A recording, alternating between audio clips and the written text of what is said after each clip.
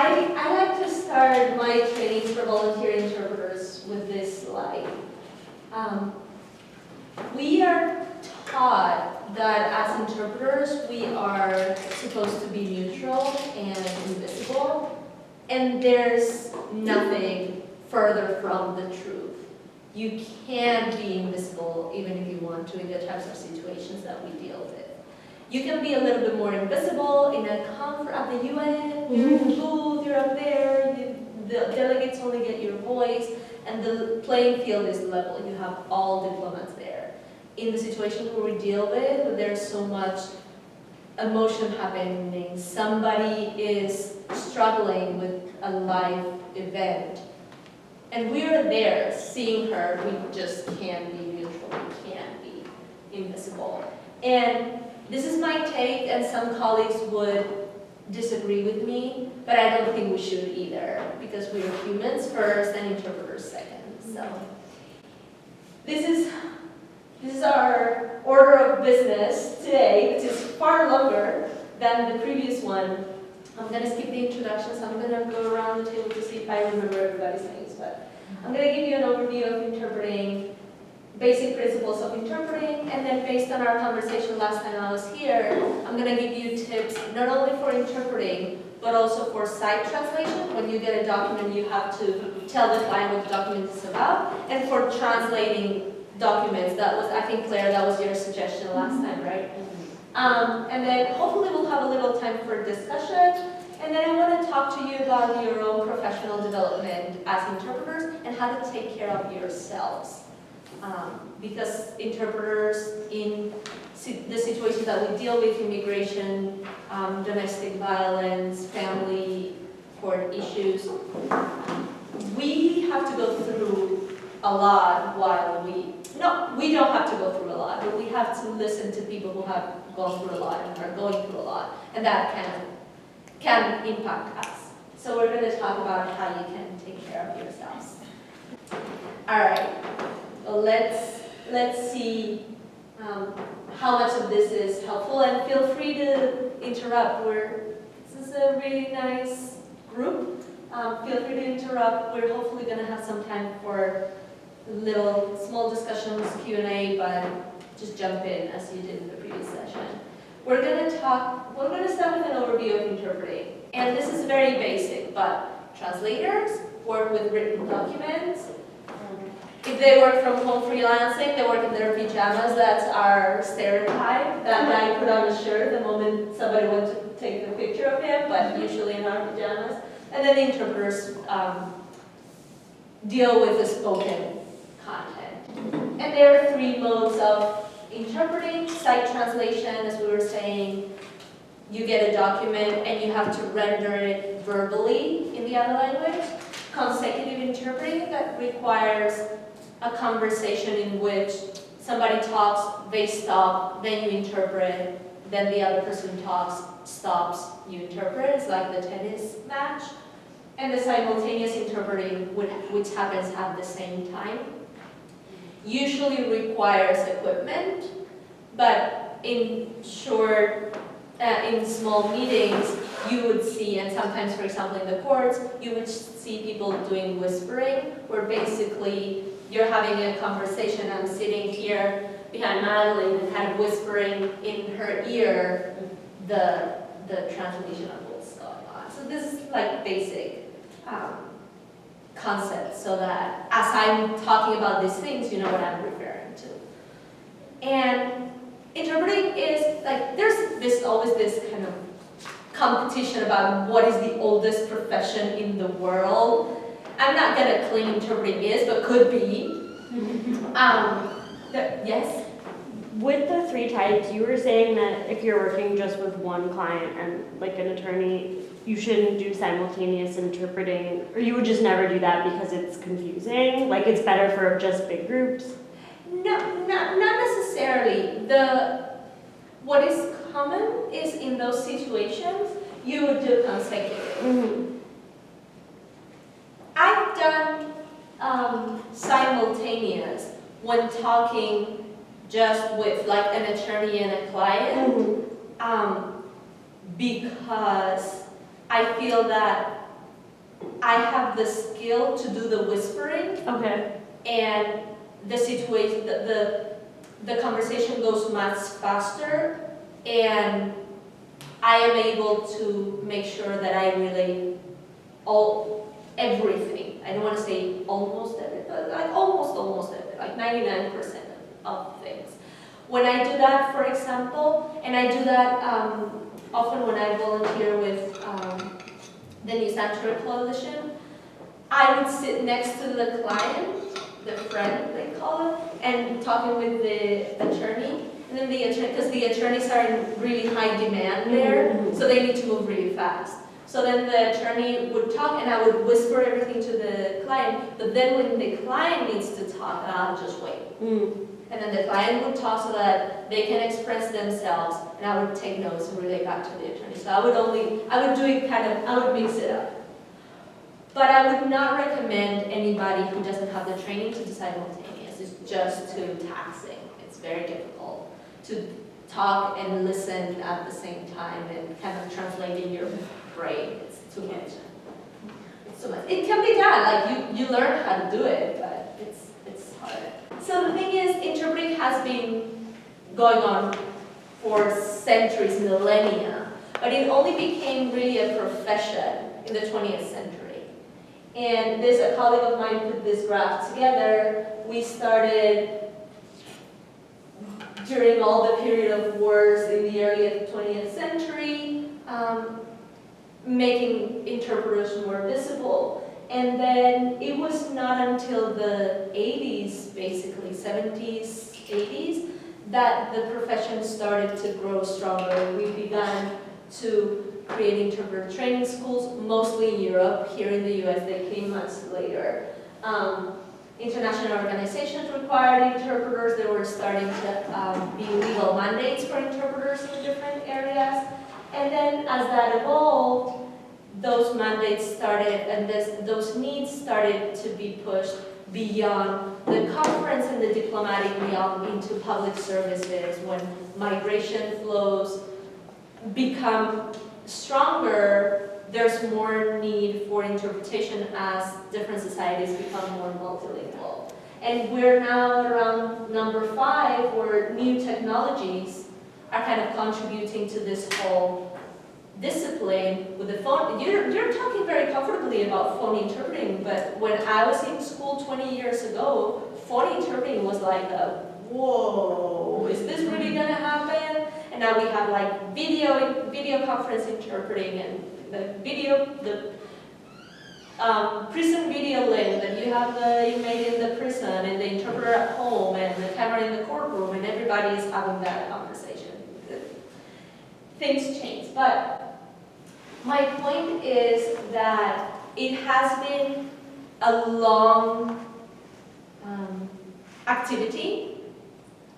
It is a relatively young profession, and it's even more young as an academic and professional discipline. So only legal mandates started happening in the 60s, 70s.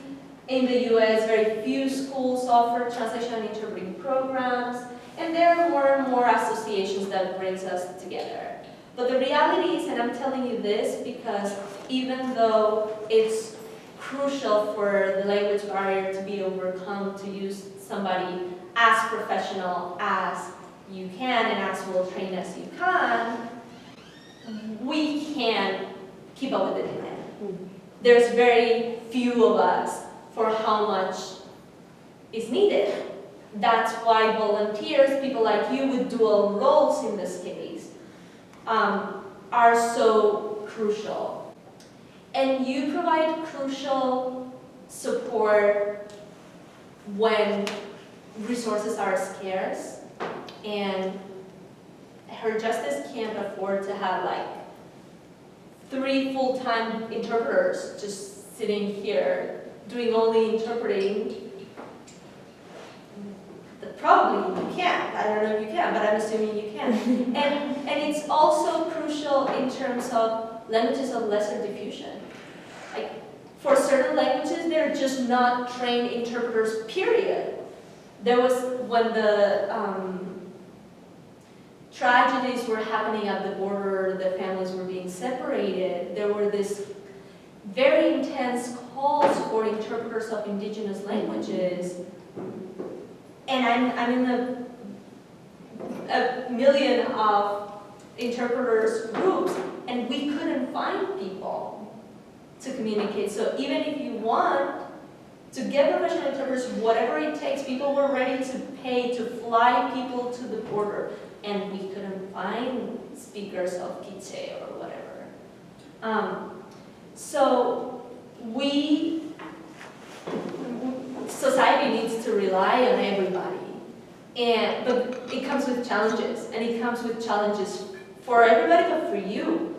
If you don't have the training, you're less prepared to deal with the challenges that this entails, and you did not have the opportunity to learn how to do it in the safe environment of one of my classrooms when somebody makes a mistake and we all laugh about it and they try again and then they do it well. You're high stakes all the time, and that's a lot of pressure. You're kind of thrown into sink or swim. So what I see these trainings is that there's an opportunity to create this collaboration to support you in the best way we can from the internet, academia, from the profession. And my role in this training is kind of to be a facilitator and a guide. I can't cover much. I can teach you what I teach my students in 3 semesters in 2 hours, but I'm going to give you some tips on how to react to how to be proactive in making the situation as easy for you as possible, but also how to react to the most common problems. And I can focus on specific skills, but I'm going to give you tips that you can apply for your own self-learning. So, okay. Basic principles of interpreting.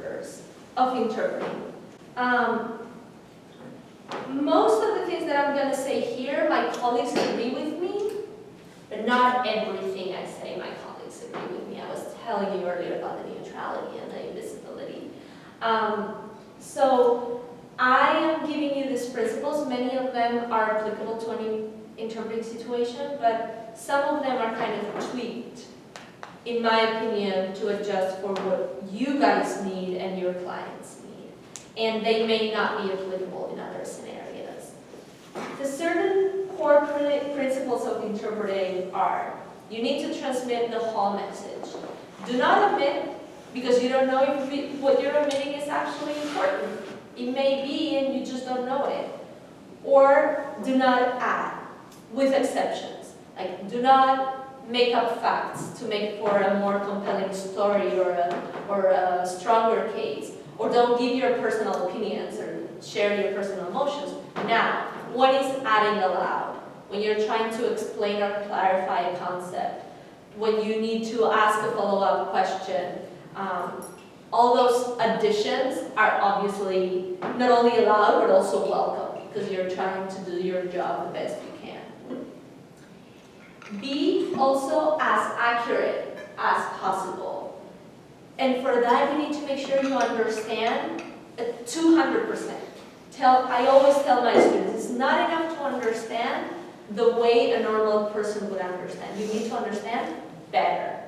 And I'm going to give you tips on how to achieve that. What is very important in terms of accuracy, and I'm kind of repeating myself a little bit between the 2 trainings because I didn't know that you guys were going to be both, but do not guess. It's very important not to guess. Do not guess you guys have the training and you know the institute, you know the organization better. But if you're unsure about what something means, a legal concept, just ask for clarification. We're dealing with a lot of varieties of Spanish. I feel like I'm always seeking clarification from varieties of Spanish that are not mine. Yeah. And if you're not 100%, if you're a little sure but not 100% sure of something means, just double check just in case. Confidentiality, as we were talking earlier, it builds trust with the client to tell them over and over again that you're going to keep this confidential and actually follow up on, stick to your word on that. And impartiality sometimes is difficult.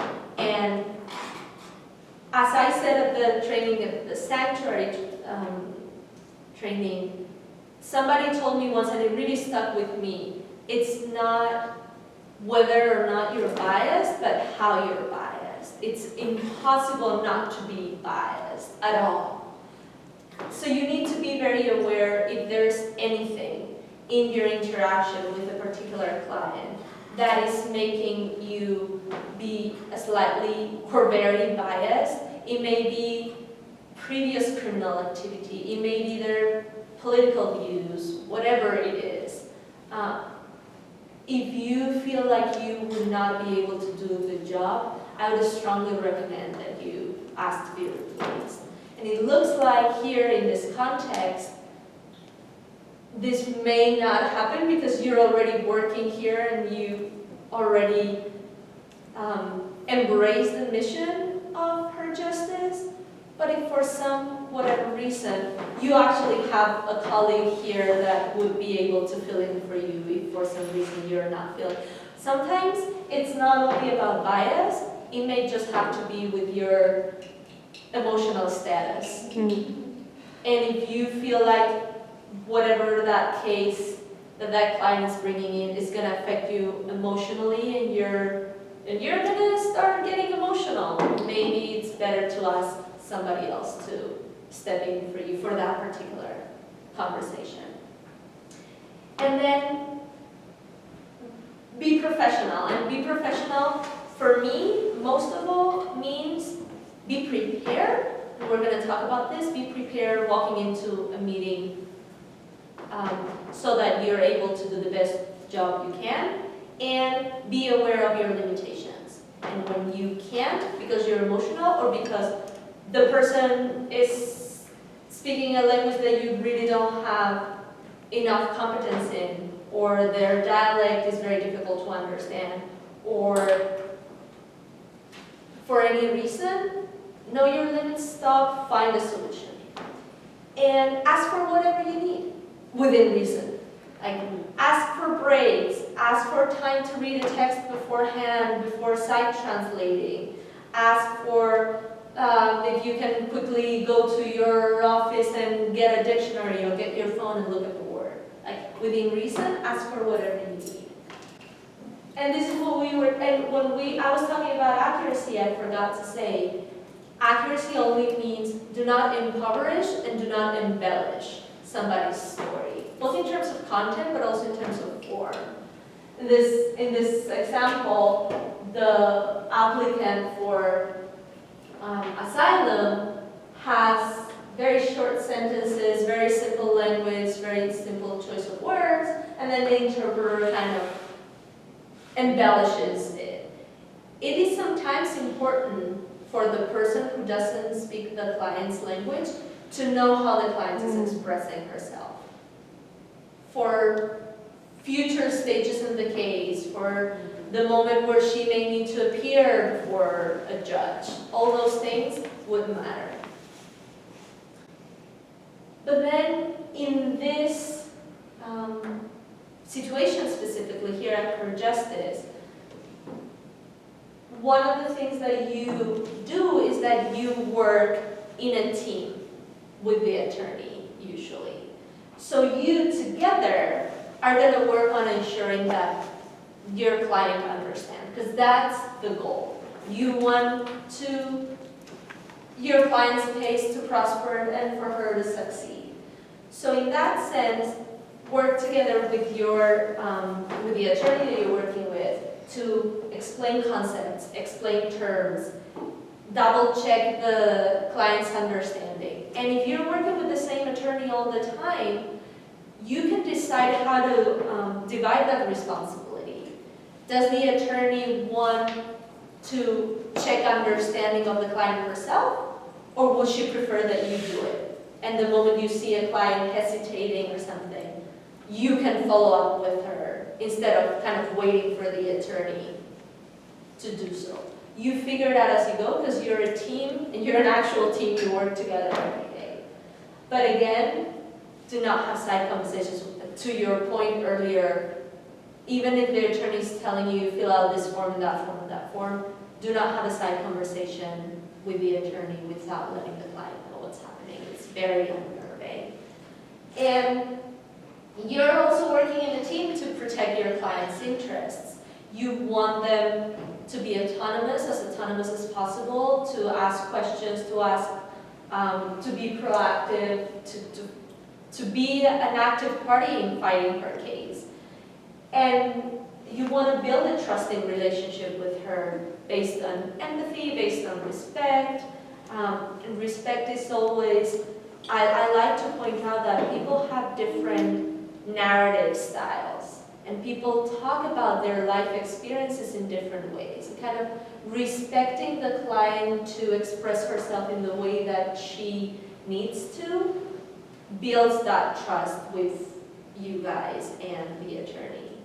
I feel like, and here's where my colleagues would disagree, I feel like it's okay to provide a client with reassurance as interpreters. I feel it's okay to make small talk. But what I like to do is not make the small talk about me, it's make the small talk about them. Sometimes you're going to be sitting in the room and waiting for the attorney, and this person is here, she's nervous, she doesn't know what's happening. Just make small talk about the weather, talk about, I don't know, anything. The train. I'm always like, how was the train? The train, yeah, New York City is a good for that. And then you need to protect the ultimate goals of the interaction. You need the client to feel comfortable speaking to your team. And because that's going to be, and you know this better than me, I've been here for like an hour today and 2 hours last night was, that's it. You know what's best. So work with your attorneys, work with the rest of your team to protect those goals. This next chunk is kind of the most information heavy, all right? So I'm asked to interpret, what do I do? And we're going to start with the tips for interpreting. My tips for interpreting are going to be divided in 4 pieces. First, prepare, do the briefing, do the interview, do the debriefing. So see that they're the same that I talked about earlier, but you guys have a further step. You need to prepare in advance. You need to start working on the interpretation even before the day of the interpretation. I wasn't sure who was going to be here. I didn't know if you were going to have volunteers coming. One of the things that I wanted to insist is that you need to learn as much as you can from the interactions about her justice and the type of cases that you deal with. So you guys work here, you're all full-time, you're better acquainted with this than anybody else. But if at some point somebody's seeing this on the video, that is not acquainted with her justice, that has just joined or is just joining as a volunteer or something, this would be crucial. Familiarize yourself with the mission, goals, and activities of her justice and the type of cases that you deal with, what the processes are like, what stages they have, what documents and forms are used, what's the terminology, all the numbers for the forms. You earlier said, the attorney tells me to 59362 or something. I don't know what you said. If I were interpreting this, I would be like, But it would be my job as an interpreter to become familiar with those in advance so that when you say it, I don't feel uncomfortable, I don't feel thrown off, I know exactly what you're talking about and the content of that document. And also, and this is something that maybe you need or you may need to work on depending on how much you've been interpreting in the context of her justice, learn the terminology that is most likely to come up in both languages, and also be ready to explain. Because I may know that something is called something in Spanish, but that's a very educated word, and our clients may not know, so I need to be ready to explain exactly what that means. And then how? Yes. I have a question about terminology and documents and forms. What I usually do is I give a description of what the form or document that I'm having the client sign is for, so that they understand the process and why I'm having them sign it. Mm-hmm. Is that appropriate, or should I still kind of do my homework and look up the terminology, like for a G639 or an I-918B? What do you mean, look up the terminology? Like, what does Like the exact CIS call that translation for? of what the document title is. Okay. I would not, okay. It is likely that when we want to use exact translation, so to speak, is if the client is familiar with those type of processes in their home country. So we would just say that, and then they would understand. Chances are, that's not the case. So I think that what you do is useful in the sense of the client probably would want to or would need to learn the names of those forms in English or the code. Because if somebody is like, I know a lot of Spanish speakers in the city that know exactly what a W9 is. And they don't know how that may be called in their home countries, but they know it's W9. They know the reality here. So I think that what you do, tell them this is an I whatever. This is the form that serves this purpose, is fine. One thing that can be useful sometimes is that when forms are very common, sometimes they already have translations available. So you can use whatever language appears in those translations. Sometimes those translations are not the best, but that is the language that the client is going to encounter as she follows up on the process beyond her justice. So it would be beneficial for her to start getting acquainted with that language in Spanish, however it is that the court system decided to translate it, whether you agree with it or not, because that's how everybody's going to call it. And I would like to be the translation police in the city and kind of start striking down translations that I see that make my eyes hurt, but I already have a full-time job. So, and then this is not relevant for you guys, but for future people that join in, read about these processes and talk to your colleagues at Her Justice, because those are the most valuable sources of information. So you've been asked to interpret. Now what? Before agreeing, make sure that your language matches. And sometimes we assume it does, but not always. And it doesn't always have to do with language, but dialect or even accent. I have a really hard time understanding people from certain parts of southern Spain. They say, oh, you're Spanish, I'm going to pair you up with a Spanish interpreter. Or like Spanish meaning interpreter from Spain, and then I don't understand the word they're saying. They're from like Andalusia. There are certain provinces in Andalusia that they have it's a fantastic accent. It's a really, really amazing accent, but sometimes I may have a hard time understanding people, right? And then also, as we were talking about earlier, consider the ethnic background, religion, or potential political differences if the client, and here we don't have the issue that we had earlier that Susanna was asking about. What do we do? How do we ask the client if they feel comfortable with us? You know that it's important for the client to feel comfortable. So you may want to ask them and step out of the room and say, please tell the attorney if you would like me to continue as an interpreter or if you would prefer to find somebody else. and you step out of the room and let the client actually nod or shake her head, and then the attorney can go find somebody else.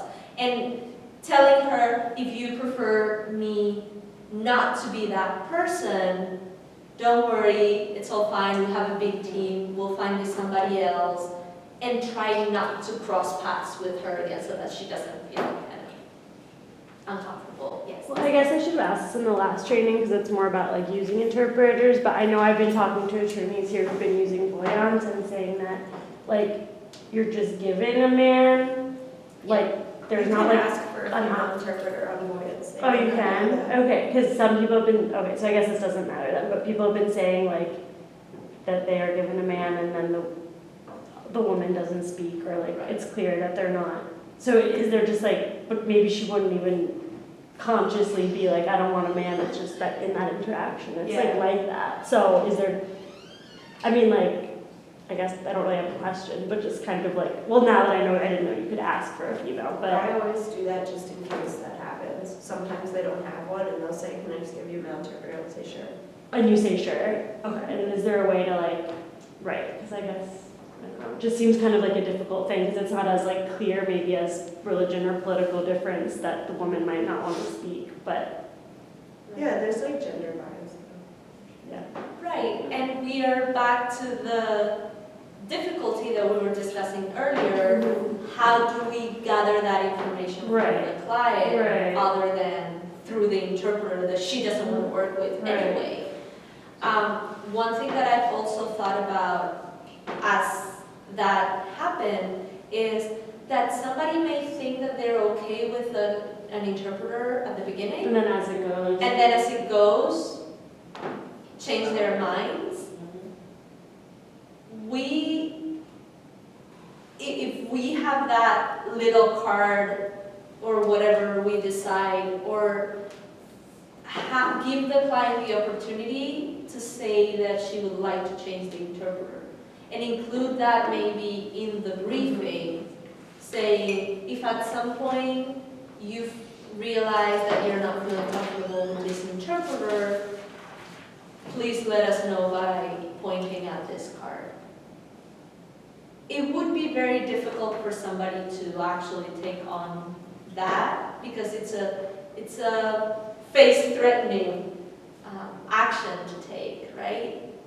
But I can't think of any other way other than you reading the situation. Right. If you see that she is open and then she starts shutting down, try to read the situation and see what may she be shutting down.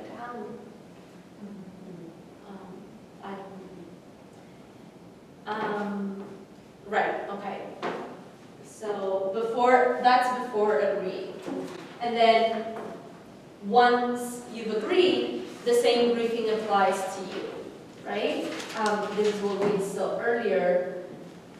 Since you are now going to be trained and you're working with attorneys, this briefing does not have to happen every time you're interpreting for the attorney that you work with. You repeat only the parts that are relevant for the client, which would be the introductions, the confidentiality, and bless you. I'm so sorry. The little instructions for the client. Try to talk directly to the attorney, speak in shortish sentences, and ask us if you need any clarifications or whatever. And that's it. Those are the parts of the briefing that are important for the client to hear. What you can do also is agree on a pause signal, as I was saying before, that you would have to communicate to the client also. You may have a pause signal agreed already with the attorney you work with, but that's all.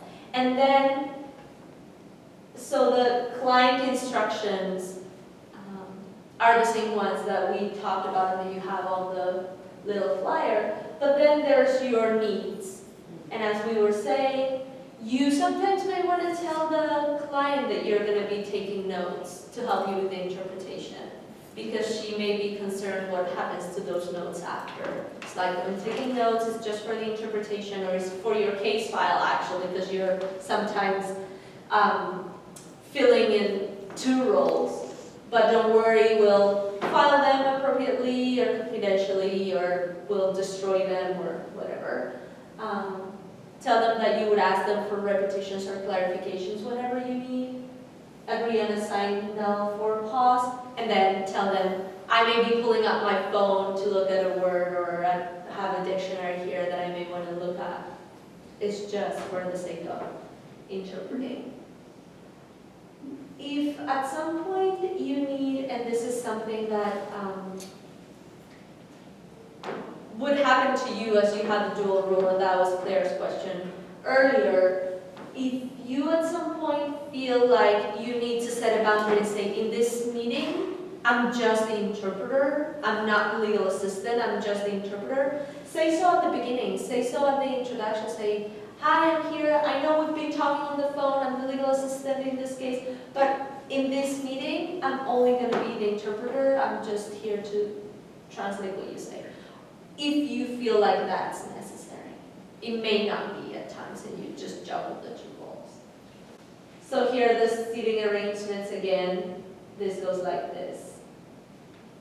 And then once we're in the interview, the most important thing, how do you ensure your understanding?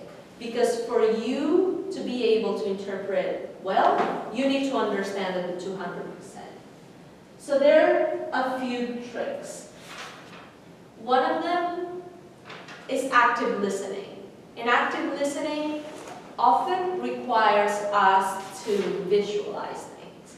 And if somebody's telling a story, as may be the case in immigration cases, or basically all the cases that you deal with, domestic violence, family court matters, people tell their stories. So it helps a lot to visualize what that story looks like. Try to identify what the main ideas are and the secondary ideas, and also see how they are connected. And sometimes the chronological order is off. People have different ways of telling stories, and when they're, overwhelmed, they may go back and forth, and the chronology may not be clear. That actually happens a lot. If people have experienced trauma, they will not recall things in the same sequence that they happen. Right. And is it important for the case? I'm assuming so, but let me check with you. It's important for the case to create a clear chronology of events. So that's where you need to be extra careful and work with the attorney to kind of put that chronology in order. In those cases, it would be very important, and we're going to deal with that, for you to take notes, for example, and go back and ask follow-up questions. And we'll talk about that a little bit more. There's also people that have experienced trauma may be more vague in certain ways, or maybe incoherent in certain ways. Be aware that that is happening.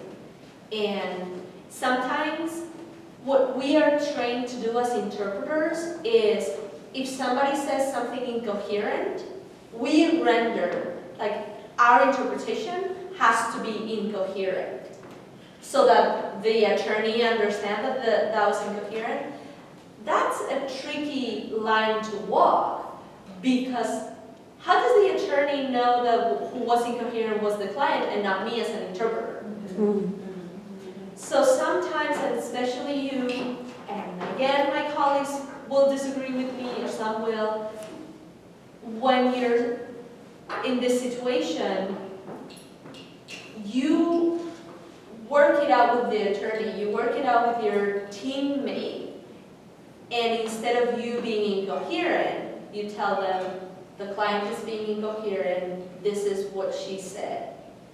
And because it's very hard also, when you hear something, you're processing it, and even if it's slightly incoherent, you make it coherent in your mind so that you can understand it. So it's very difficult for you to say something incoherent after you've kind of organized it in your mind. So it may be useful just to warn the attorney that she's being incoherent because so and so. So many times that does happen, like especially with timelines. And how I approach that, my question is, would this qualify as a side conversation between me and the client? Because what I do is I ask the attorney to stop, to pause, and I work it out with the client, and I try to help her, and I explain like the order of the months, and it'll help her click like, oh no, you're right, it is flipped. Right. Is that considered a side conversation between me and the client? Look, the side, since you're working in-house with attorneys that you work with all the time and you know what your goals for the interaction are, I would not worry about the interpreter, you guys, having a side conversation with the client and leaving the attorney aside. Because you've worked with the attorney so much that they know what you're doing. And they actually want you to do that. It's easier if you're leading the client to create that chronology that if the attorney is trying to do it and you kind of have to go back and forth, back and forth, back and forth. What I would be very careful with is not having side conversations with the attorney. Right. Because we don't want the client to be left out. The attorney knows what's happening and knows what you guys know and what you're doing, the client doesn't. And there's already like a power dynamic, Of course, so. of course, of course. So yeah, I wouldn't worry about that. If you start working with a different attorney that you've never worked before, talk to them in advance and say, hey, when I was working with so-and-so, this is how we handle these situations. Would you want us to handle it in the same way, or would you want to take the lead on clarifying timelines or whatever? And you can work it out. And again, ask for as many repetitions and clarifications as you need. My students are always afraid of asking clarifications because they think that that means that they're not good interpreters, and I always tell them that's the opposite. The better interpreters would ask for clarifications because they know how important it is to be clear. There are so many words that are culturally bound. I was watching a movie recently, an Indian movie, and one of the main characters was calling one of the neighbors auntie. Auntie, auntie, auntie, auntie. At one point, at the beginning I thought it was her actual aunt. It isn't. It isn't, but I didn't know. So figure that one out, because if somebody's talking about her auntie, and it's not her actual blood-related aunt, you may be introducing some degree of confusion in the narrative that has nothing to do, right? And then ensure their understanding. Same way that I was talking to everybody else earlier, encourage the client to ask for repetitions, encourage them to ask for clarifications, read their body language, and work it out with the attorney you're working with, who follows up on those clarifications. Do you want the attorney to, does the attorney want you to translate, or is it okay if the client has a question about a term or a procedure or something, if you just volunteer that information because you know it? It's very likely that you know it. If the attorney is double checking the client's understanding, those are moments where it is very important for you to not edit their answers at all. Because that would be what lets the attorney catch that she didn't understand. So in those moments when you notice that the attorney is trying to double check the client's understanding, try to be as precise as possible. We were saying, what do you have to do? Explain it back to me. Then, so we were ensuring that we were understanding everything. Now is how can we ensure that we are saying everything? Obviously, memories have a limit. So it's very useful to take notes, and I'm going to tell you a few tips on how to take notes. To manage the flow of the conversation, tell people to stop when you reach the point where you can't take any more information, and avoid getting stuck. And I'll tell you about it in a little second. Why note-taking is important? Because it supports your memory and makes you feel more confident. It allows for the conversation to flow a little faster because you don't have to be constantly stopping people. It helps you focus on the actual crucial meaning and the core ideas, and helps you to report factual information accurately. Dates, places, names of people. If you're taking notes, and you're probably going to need those pieces of information written down to create the case file anyway, so it's really useful if you take those notes. There are certain principles of note-taking for interpreters that I'm going to cover really briefly. What research has shown that is useful for interpreters to take notes, the way that notes should be taken. What we need to write is the core of the idea, boiled down to subject, verb, object. And that we add linking words because it's important to see how each core idea connects to each other. And many times, especially in your cases, those linking words are going to be time references. 2 weeks later, the week before, a couple of hours later, whatever. And then write down the details, name, dates, locations, figure. If you don't get them back, if you don't get them right the first time, just ask again, or ask people to spell, or things like that. How to take notes? Big letters. It's very useful to write clearly big letters using a lot of space. I know we'll be killing a lot of trees, but it really helps us.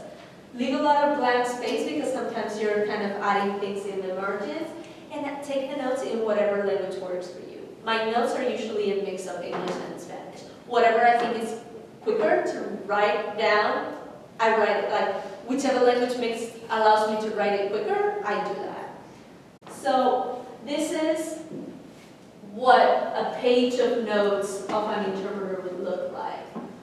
We usually separate each idea with a horizontal line, and then we write diagonally, because visually it's much easier for us to see, for everybody to see cognitively, to see the idea, divided subject, verb, object in a diagonal. Use your margins for the linking words and times, and any other info you need to add.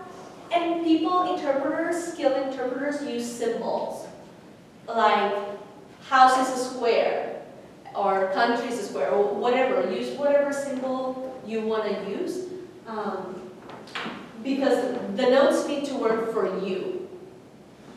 If I were to see my notes of any interpretation that I've done 3 days later, I would not understand them because they're meant to support your memory in that moment. After that, they can be pretty unintelligible. So this is an example. And these are the different signs that I use. So it says at the beginning, I don't know if you can see well, like at the beginning of 2003, so I have 2003 with a little line on top. This is my symbol for move or to go, moved to capital city of my country. For 2 years, I lived, and this little D means to me that it's the past tense, right? The triangle is to live or house, or I use the same symbol for different things in the same time. The triangle is to live or it's a house, and the little D allows me to know that it's past tense. In a very small apartment, underlining something means very, and that with my sister-in-law. So that would be, and then there are 2 ideas. First I moved, and then that's where I lived. So I divide them. So this is an example. There are actually, I didn't put it down here.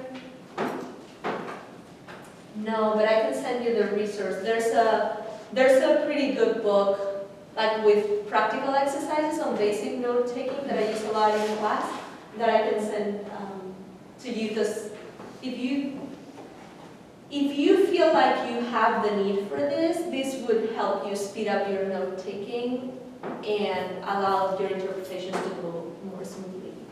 What is the reason for the diagonal?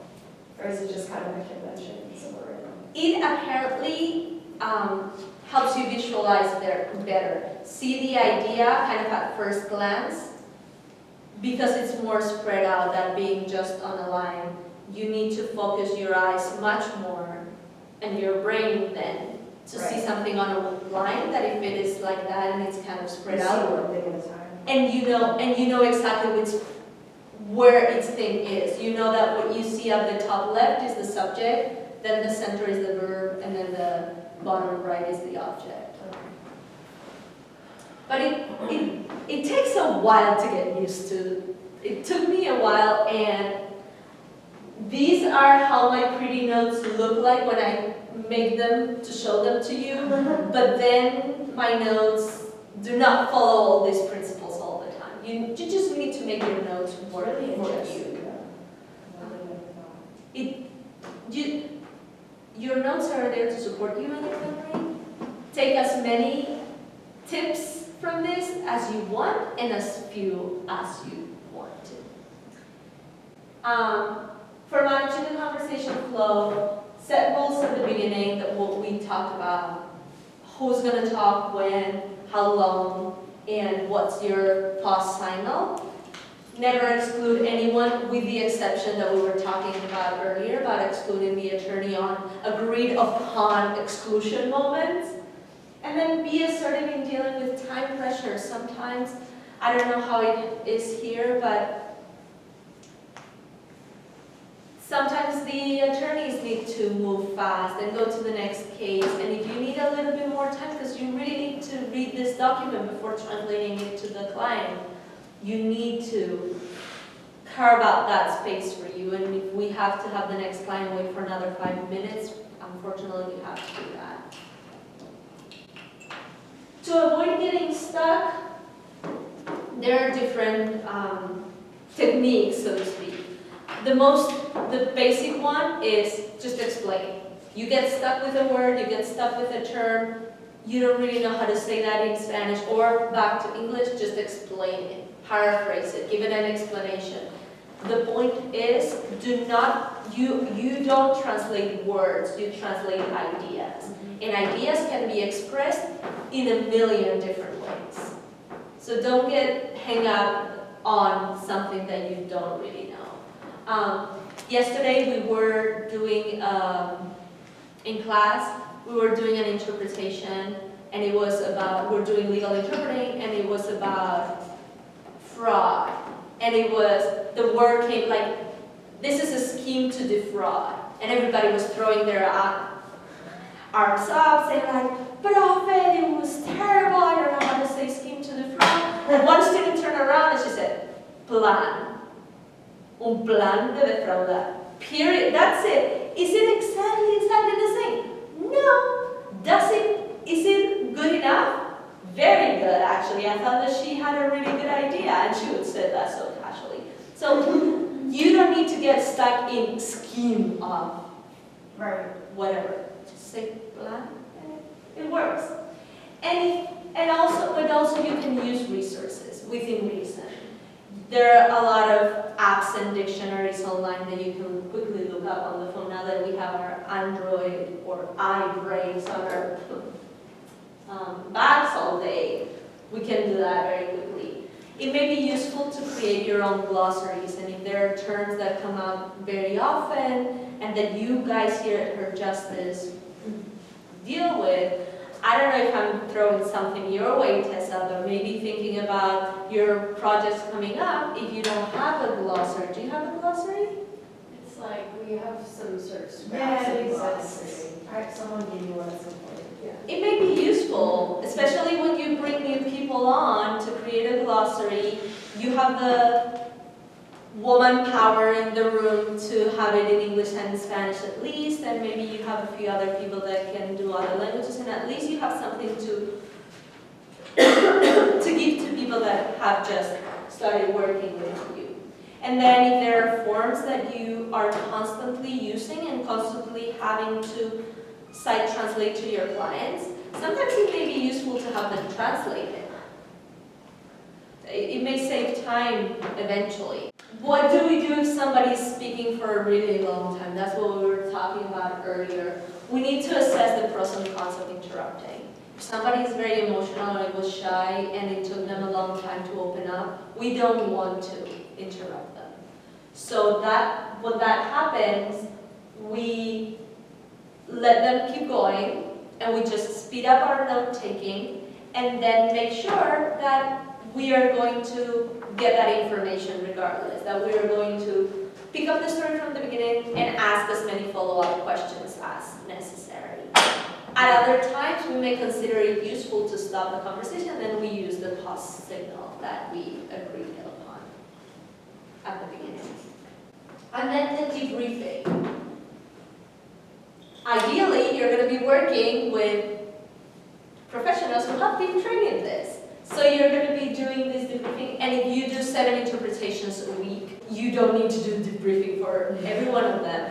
But it may be useful, or maybe with this attorney that you're so used to working with, not anymore, but if it is somebody who you haven't worked with a lot, to carve out maybe 15 minutes at the end of the week to go through something that you may have found that you could do better or something. Again, take that opportunity to ask any questions you have about procedures from the professional or the attorney you're working with. Give them feedback on how they manage the interaction. If you felt like the conversation flow was good, that everybody had a chance to speak at their turns, and that the client was able to express herself, you had enough space and time and support to do your interpretation, and make suggestions. And then get feedback from the professional, what your strengths are, what your weaknesses are, what can you work on in the future, and clarify any issues of perception that you may have that was different. And then other issues, talk about your well-being, as we're going to discuss. And as I said earlier, they should not ask you if you think that the client was lying. You are in a weird position because you have 2 roles, right?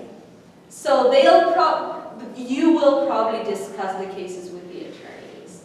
And then on your role as legal assistants, then you may fill in answering those questions. But again, you do have the experience and the background to be able to tell. If I were to jump in one of your interpretations, I would not feel comfortable assessing that, for instance. And now I think we should take a 5-minute break. Yeah? Okay.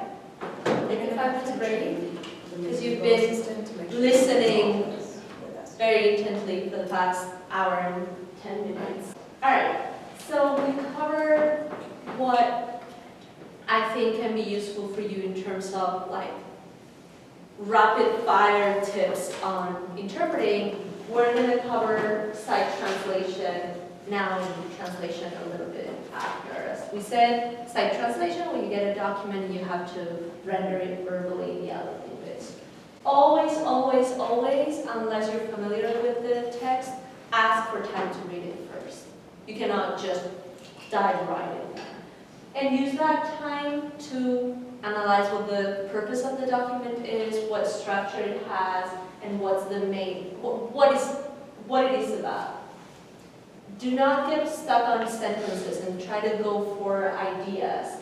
And if you can write in the document, which is not always the case, underline words that may be problematic or difficult, and try to anticipate solutions and kind of write them down maybe on the margin. If you're not allowed to write on the document, just write on a separate piece of paper.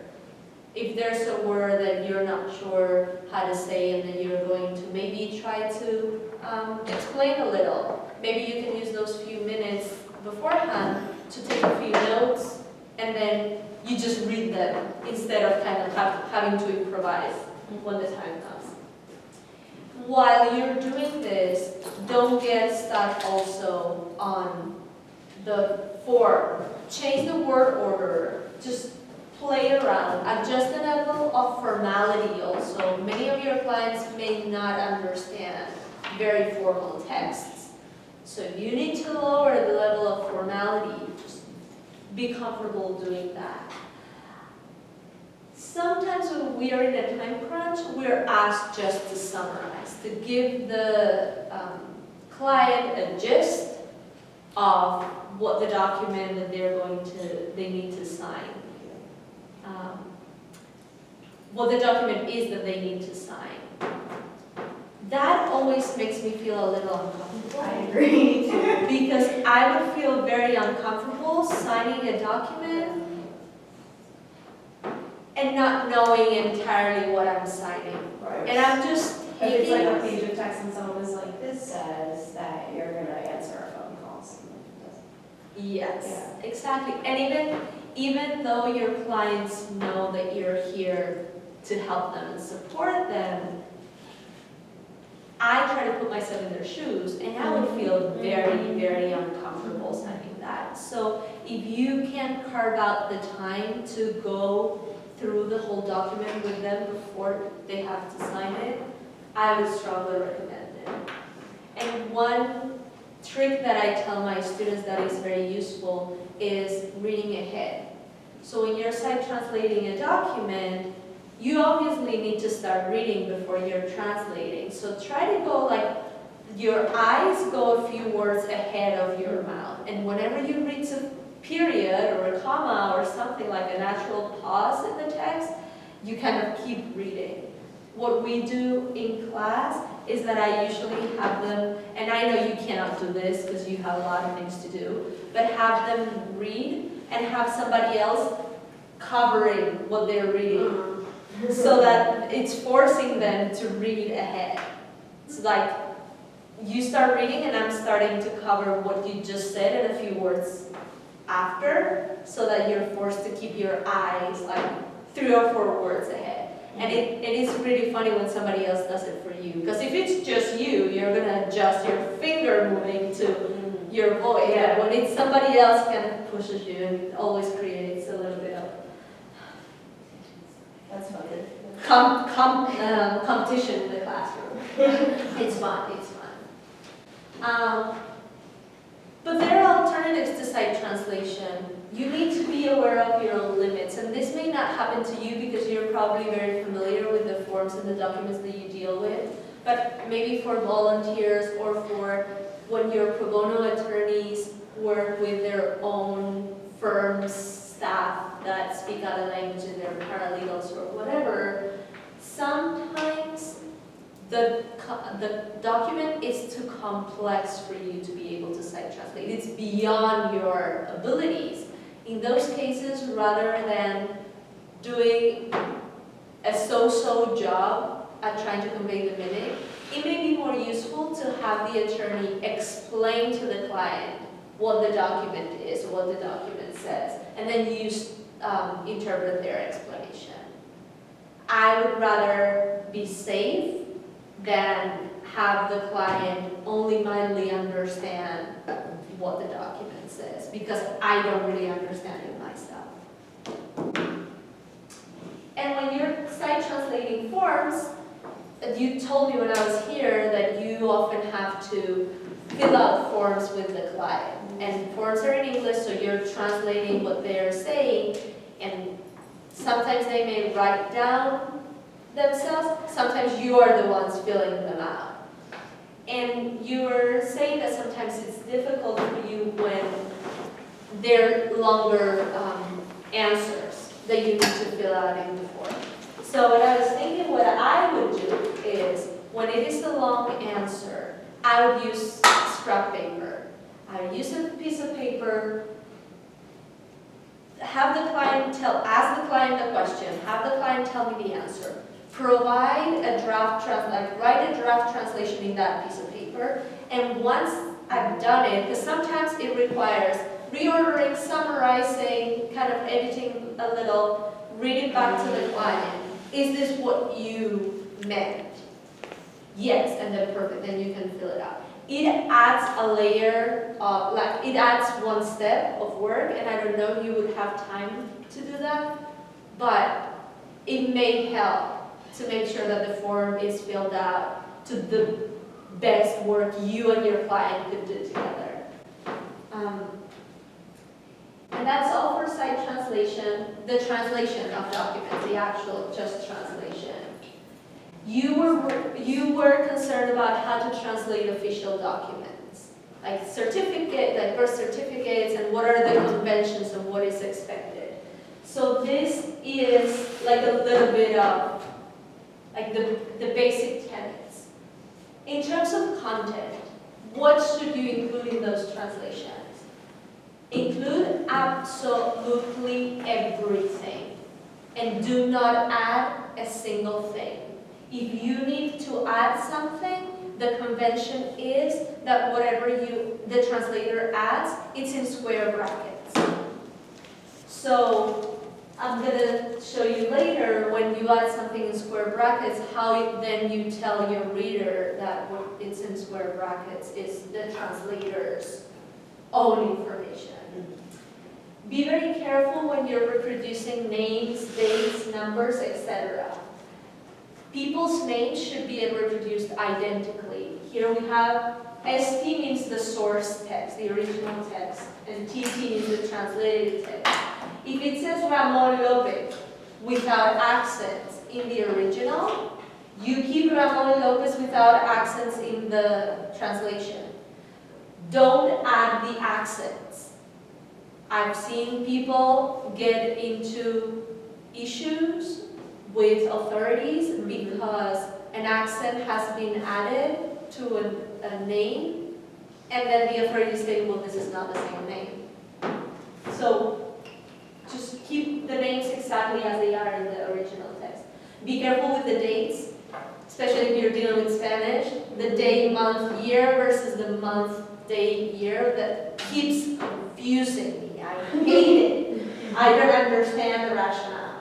Also, like some people, if it's in Latin America, they just do month, day, year anyway, and then I'm like, don't know if it's day, month. Yeah, and you don't know. So Yeah. here's my tip, spell out months. Yeah. When I'm translating, I never ever use number for a month. And I spell out the month, maybe not all letters, I just write OCT for October, that's it. Spell out the months. It's a headache that you don't have to worry about. And then be careful with units, like measurement units. What I recommend is that you keep the original and you add the conversion in brackets. If the document says that pesos 83 kilos, translation should read weight 83 kilos, and in brackets approximately 183 pounds. Or I don't know if I did that math correct. That doesn't sound about right. Make sure that your conversion is right. How about that? I think I did that. Never mind. Make sure that your conversion is right and add it in brackets. And then one thing that's important in official documents, the translation of official documents, and that's why I said include absolutely everything, is that you include, if there's a stamp, if there's redacted text, if there's a signature, if there is a coffee stain, everything goes in your translation.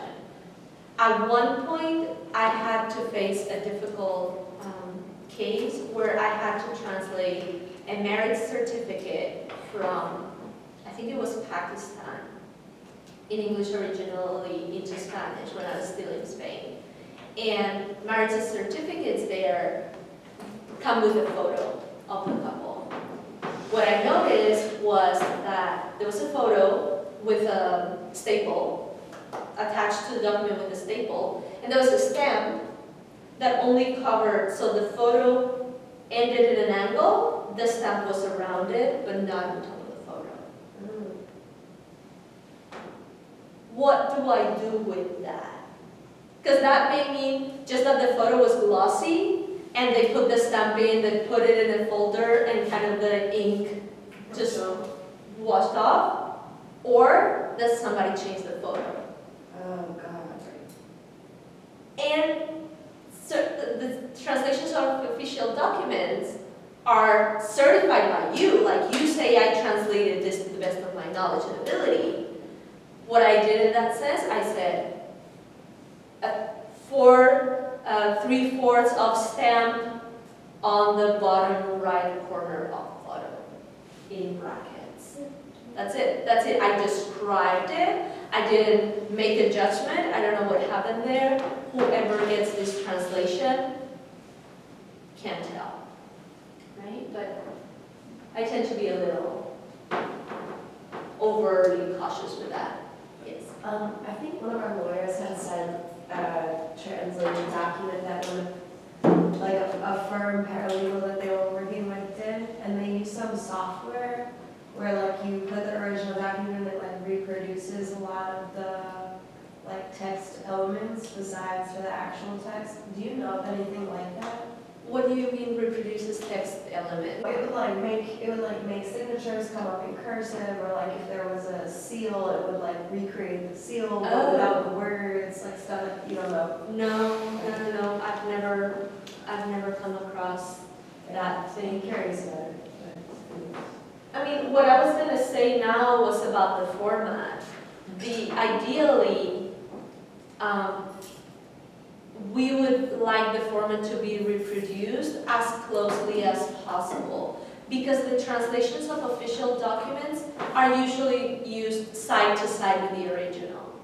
So whoever is assessing that case is going to be looking at the original, and it's going to be looking at the translation to understand it.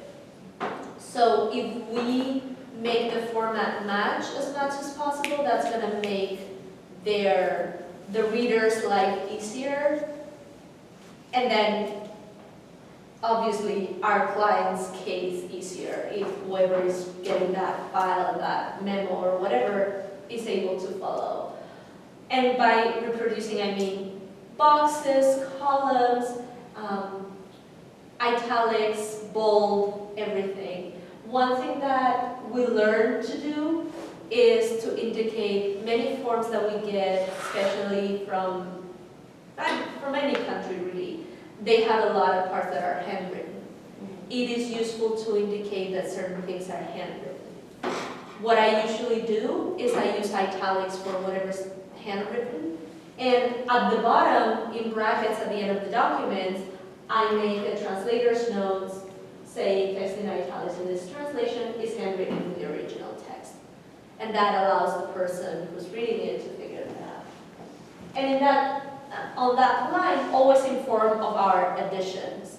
So if I put anything in square brackets, which in the translation of an official document is 100% of times the case, I add a note at the end saying translator's note, all text in brackets are translator's comments.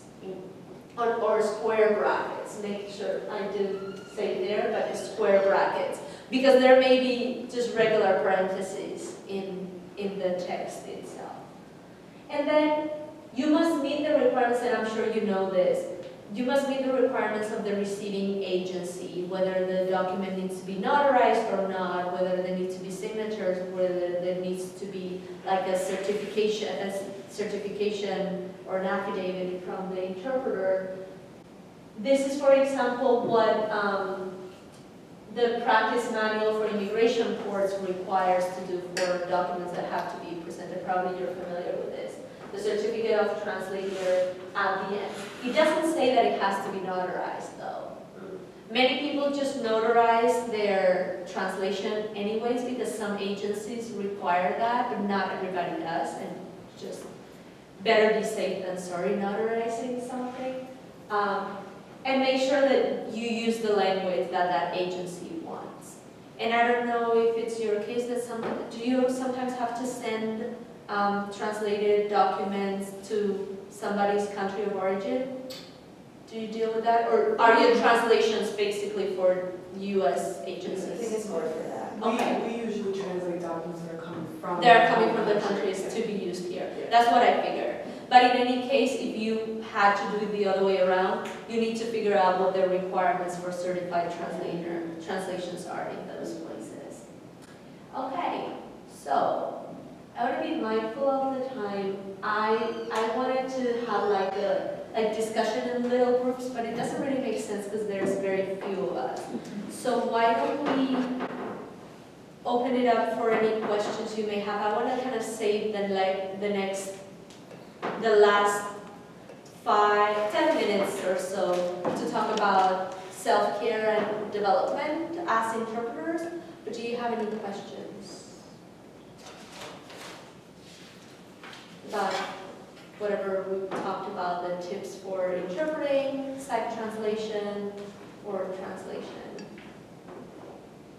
When you're dealing with documents that are not official in the sense that are not, you don't need to present them to an agency, your translations are less strict than what I just showed. Like you were talking earlier about translating internal documents and forms for yourselves. Obviously, you don't have to follow those principles of putting things in bracket. Those are for when they're for outside agencies, of course. I don't know if this is like a attorney question or like a USCIS question, but when you translate affidavits, like an affidavit of harm or something, is that supposed to be like word for word in the voice of whoever wrote it? What do you mean? Like an affidavit where a client explains this happened, then this, then Yeah. this, then this.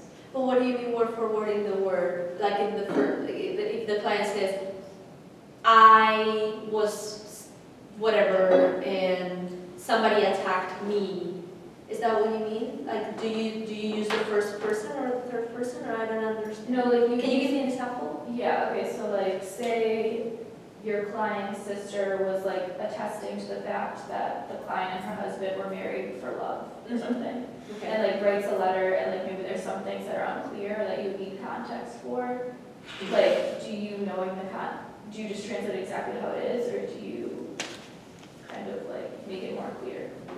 I would try. I think this is a more ethical question for the translator. I would not. The affidavit was originally written in Spanish. Imagine, right? You're translating it into English to provide it to the authorities. Would the affidavit in Spanish be attached to the affidavit in English, and would they both go? Yeah. If that is the case, you just stick to what it says.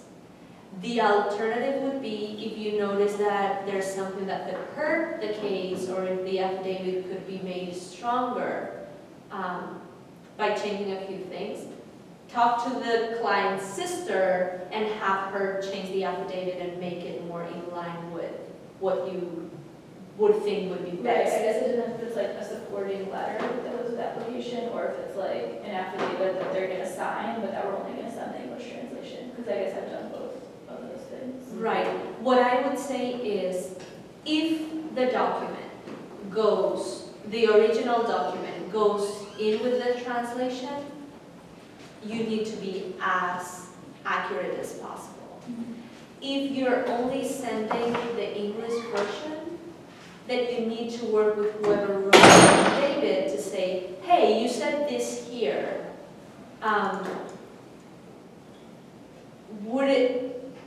Would you agree if I change this way? I would rather have the original say exactly what the other one says, but I also understand that certain people don't have the time or the resources to write 3 drafts of an affidavit in a very short period of time. I would never embellish or add or change anything without the full knowledge of whoever is signing that affidavit. And they need to be completely on board with that. Because otherwise I feel like we would not be being truthful to what they originally said. That would be mine. Would it be inappropriate to use a computer to take notes as the interpreter? No, No? Okay. why would it be? I don't know, I just always imagine that interpreters usually take notes. But for me personally,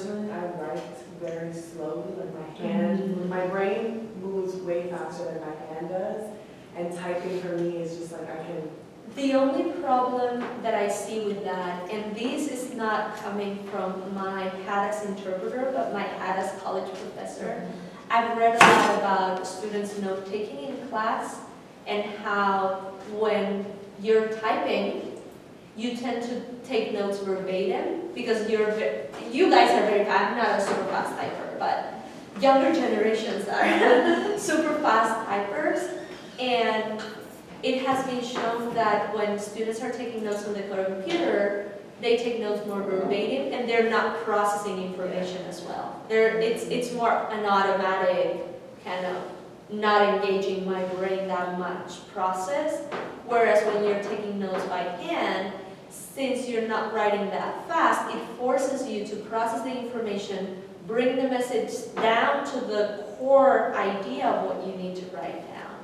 And that process actually enhances your interpreting because you're doing the analysis as you're taking notes. Otherwise, you would take the notes, and then as you're reading the notes and speaking, you would have to be doing the analysis. And that's much more complicated because you're doing many more things, many more demanding things at that second stage than when you're just listening, you can put on more resources in analyzing. What I've seen people do now, there are two very fun things. I see a lot of interpreters that take notes on tablets. So you have the technological advantage also. And there is a new technology which is really fun. There are special notebooks with special pens that also record. Oh. So it's synced. So as you're taking notes, the pen is recording. And it's really like I think I heard about this. 20 years in the future.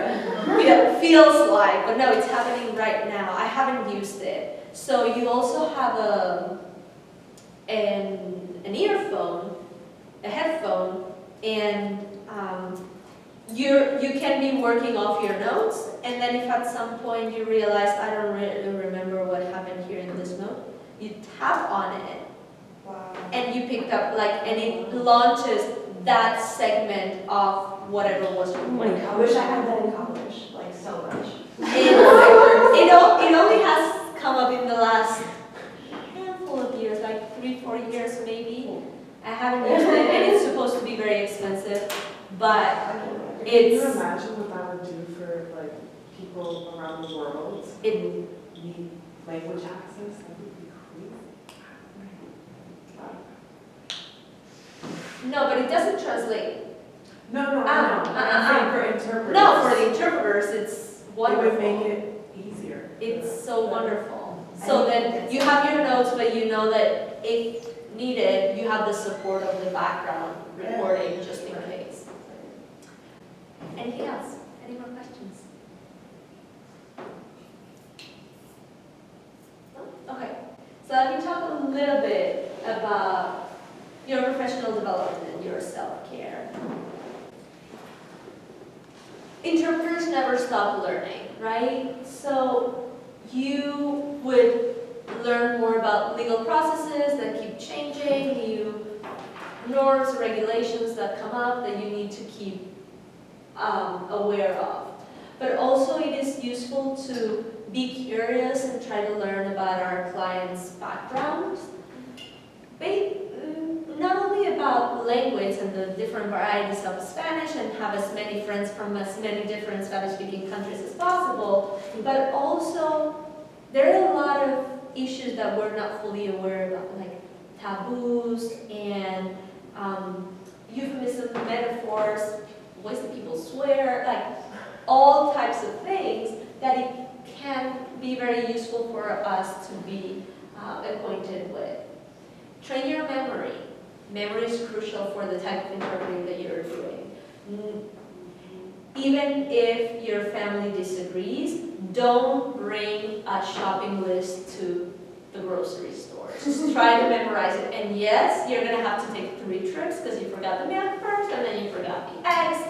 But it helps you train your memory. Like, try to with anything, read a text or listen to a podcast, stop it, and 2 seconds later, okay, what did they say exactly? Like, keep tracking. License plates, names of stores, anything can help train your memory. Practice your note taking if you want to. And as you're interpreting, you're going to be practicing the note taking a lot.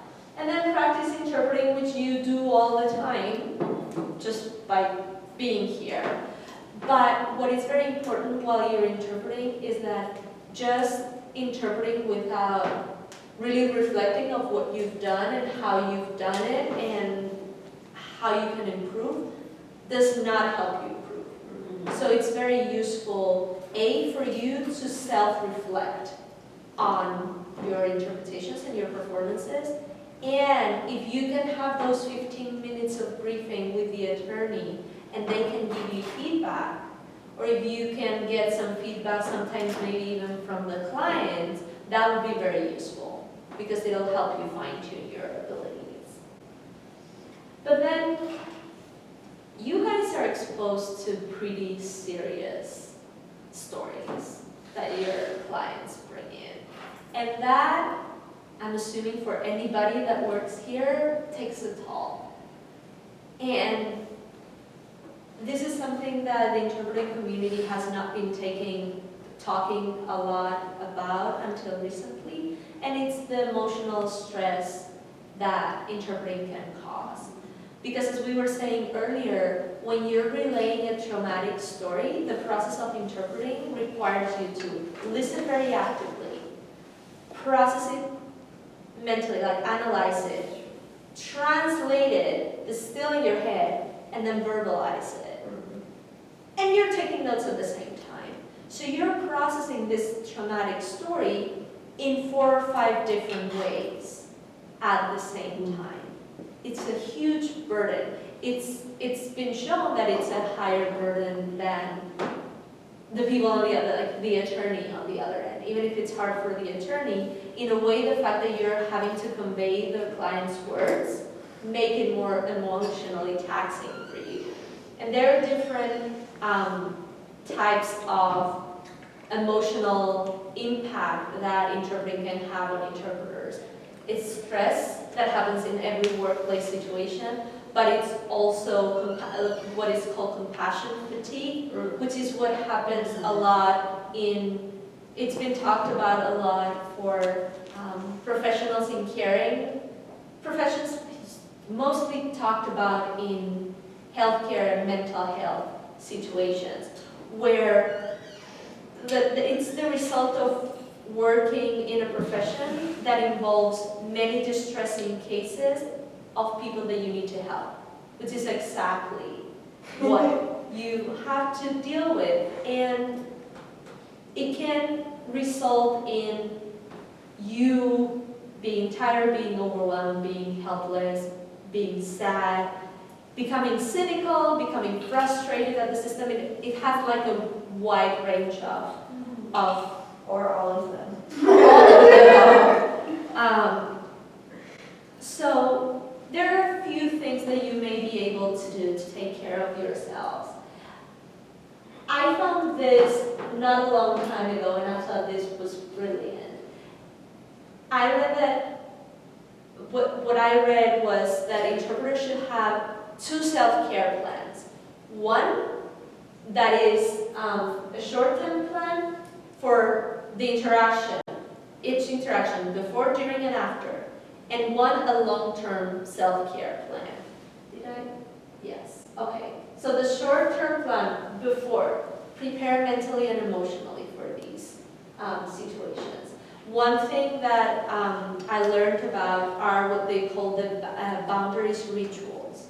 So every time you walk into one of these situations, and maybe for you is every morning you walk through that door at 9 a.m. and leave at 5 p.m. in the afternoon, do something that kind of contains it. I've heard about interpreters listening to a specific song, or taking a couple of minutes to breathe before going in and when you get out. So that's what they call boundary rituals, because that ritual encapsulates the situation that is difficult to deal with. Other people like to have objects that they touch. Have a friend who's actually a doctor who's really into stones. Like those stones that you carry, and like he keeps them in his hands, and it helps him with the anxiety-inducing situation of being a healthcare professional. They relaxation techniques are very useful. And then during the interpretation as well, grounding moments. I sometimes have to think about, I'm Aida, I'm the interpreter. Like, because sometimes you get to empathize so much with the client that you kind of lose perspective of yourself. So other people I've read that just have like a rubber band on their wrist and they kind of snap it, or they touch something to ground themselves in the moment, to go back to this is me, I'm just the interpreter. Breathing helps from the belly. Don't breathe from up here, breathe from the belly, that's what helps. And then visualization techniques are very useful. If you have a safe place, I don't know, this has happened to me in the past. I've been doing yoga for the past couple of years, and when I'm in a good place, in a relaxed place, I have flashes of my hometown. It just have like random streets in my hometown. I guess that means that that's my safe place. Your safe place, be a hometown, can be a person, it can be an armchair that you have in your bedroom, whatever, right? Visualizing that safe place can be useful. And then, but sometimes, as we were talking, when we're interpreting, we're trying to visualize the story. Sometimes the story is too hard for us to visualize. So what some interpreters do, or recommend that we do, is try to visualize, but instead of kind of with people, with like sticks, Yeah. how do you call it? Stick figures. Stick figures.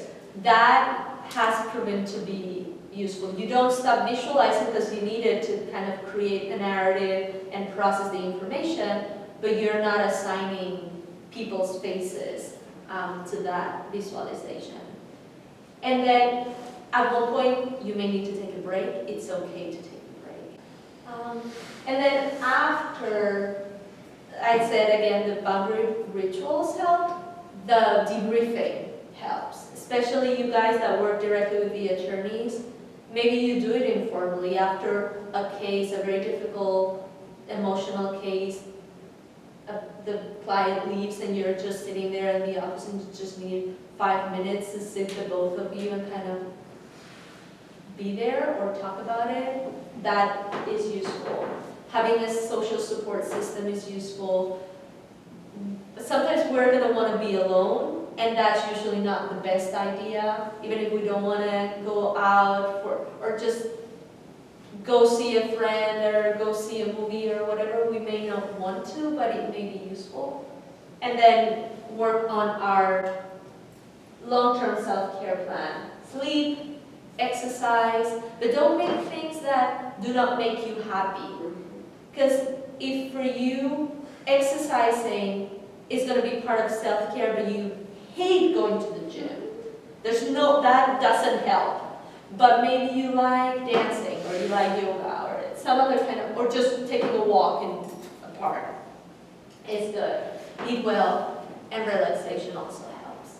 And how do we create the self-care plan? Do it in writing. It seems silly, but if you have it in writing, you're more likely to follow through. And this SMART goals technique, this principle that has been borrowed from other disciplines, that your goals for your self-care plan need to be specific, measurable, have an appropriate action, be realistic, and be time-bound. For example, you cannot say as part of your self-care plan, I'm going to spend more time with my family. That's great, but that's too vague. You're going to say, at least once every weekend, I am going to go out for a cultural activity or a meal with a friend or my significant other or what family member, or stay or have a movie night at home. Because also you want to be specific, you want it to be measurable at least once a weekend. You want the action to be appropriate. You can't say, I'm going to go out and do a cultural activity every weekend, A, because we may not have the budget for it, and B, because it may be 30, like 10 degrees out there, and 2 feet of snow. You don't want to go cultural activity. So have an activity, like have an alternative, is or a movie at home and make popcorn or whatever. Have it be realistic, deal with the winters in New York, and be time bound, like make specific plans for it. And that's it. So my thoughts is, work sitting with your attorneys, set yourself up for success, prepare and practice on your own, prepare your teammates. Your teammates, your attorneys now have this briefing, so you don't have to prepare them. But if you work with other people, prepare them on what's important for you and what you need. Ensure that all the information is translated and everybody understands. Be aware of your strengths and limitations, anticipate needs and problems, and apply active problem solving to enhance communications. Do everything you can to achieve the goal, which is create the best case possible for this client and solve whatever problem they may need, and take care of yourselves. It's also crucial. Take all this home and take care of yourselves. And that's it.